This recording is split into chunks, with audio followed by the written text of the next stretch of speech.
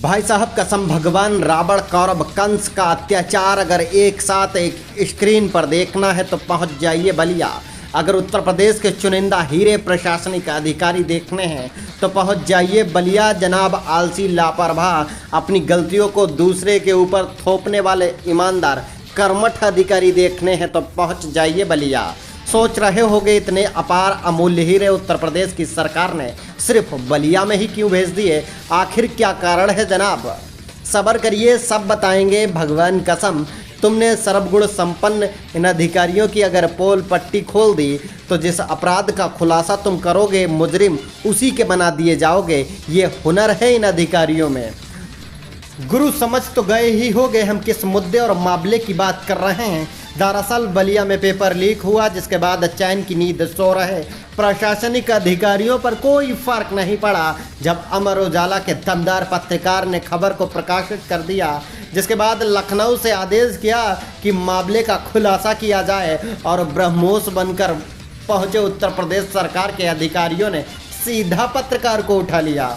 बताओ महोदय, paper leak हुआ तो कहां से मिला तुमको? मान्यवर इतनी सक्रियता अगर दिखानी है तो नकल माफियाओं पर दिखाते तो शायद बेशर्मी भरी कार्यवाही ना करनी पड़ती, लेकिन क्या करें जनाब, राम राज्य है, दनादन कार्यवाही का दौर जारी है।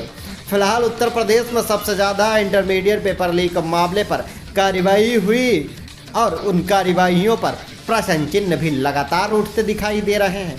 कसम गंगा माई की उत्तर प्रदेश में मुख्यमंत्री ने नायाब हीरे चुन चुनकर बलिया भेज दिए हैं। आलसी हीरे अधिकारियों को नकल माफियाओं को पकड़ने में समय लगेगा, लेकिन पत्रकार खबर छापने के बाद अपने दफ्तर में ही मिलेगा जनाब। पूरे लाव लश्कर के साथ एकदम लगा कि आतंकवादी को पकड़ने जा रहे हैं कोतवाल साहब, और पहुंच गए गिरफ्तारी करने। बोले बताओ पेपर कहाँ मिला? जनाब प्रशासनिक अधिकारी धन्य हैं, ऐसे अधिकारियों के सामने नतमस्तक हो जाएं पत्रकार। खबर मत छापना वरना अपराध तुम्हारे ऊपर ही लगा दिया जाएगा।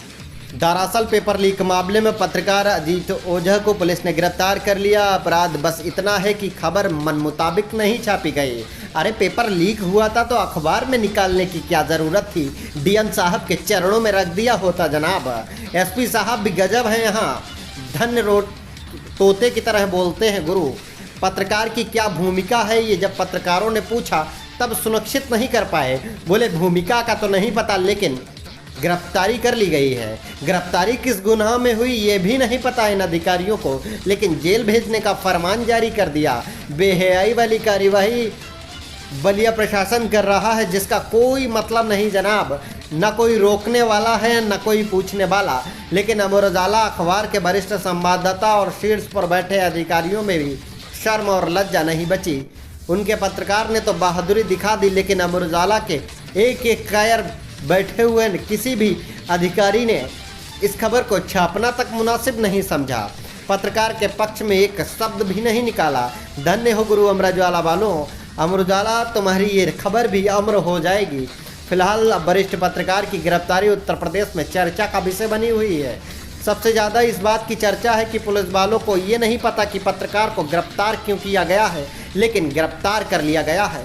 पत्रकार को पेपर लीक मामले में गिरफ्तार किया गया है या पेपर लीक मामले के खुलासे में गिरफ्तार किया गया है ये भी अधिकारियों को नहीं पता, लेकिन हाँ आनन फानन में गिरफ्तार जरूर कर लिया गया गुरु। जनाब कुंभकर्ण की नींद सो रहे अधिकारियों को जगाने का काम अमर उजाला के अजीत ओझा ने किया, लेकिन उनको शायद पता नहीं था धाराओं का बोझा उनके ऊपर लाद दिया जाएगा। अब देखना ये होगा कि नकल माफियाओं को प्रशासनिक अधिकारी बलिया के पकड़ेंगे या सारी धाराएं पत्रकार के ऊपर ही थोप देंगे। ये बड़ा सवाल है अपने आप में।